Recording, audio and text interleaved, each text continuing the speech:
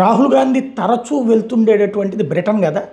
Even ఇప్పుడు కూడా బీహార్లో పక్కన కౌంటింగ్ జరుగుతుండగానే తన మేనకోడలతో కలిసి అక్కడికి వెళ్ళొచ్చాడు. అక్కడ చాలామంది ఇంటలెక్చువల్స్తో మాట్లాడుతుంటాడు. ఈవెన్ ఆయనకి అక్కడ కొన్ని ఇండస్ట్రీస్లో పార్ట్నర్గా కూడా ఉన్నాడు అన్నటువంటి సుబ్రహ్మణ్య స్వామి వేసిన పిటిషను, అలాగే అతని మీద వేరే వాళ్ళు వేసిన పిటిషన్లో కూడా రాహుల్ సొంత పేరుతో అక్కడ వాటిట్లో వ్యాపారాల్లో ఉన్నాడు.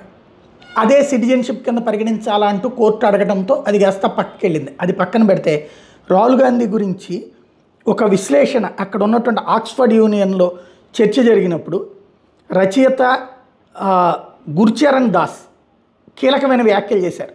రాహుల్ గాంధీకి రాజకీయాల మీద ఎట్లాంటి ఆసక్తి లేదు, కేవలం అతని తల్లి కారణంగానే అందులో పాల్గొంటున్నాడు. ఇది ఓపెన్ స్టేజ్ మీద చెప్పుకొచ్చాడు.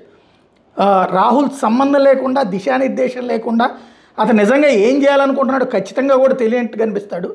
రాహుల్ విధానంలో నమ్మకం మరియు స్పష్టత లేదు, అతను రాజకీయాల్ని ఎంచుకోలేదు, అతను అందులోకి నెట్టేశారు అంటూ చేసిన వ్యాఖ్యలు ఇప్పుడు సంచలనం.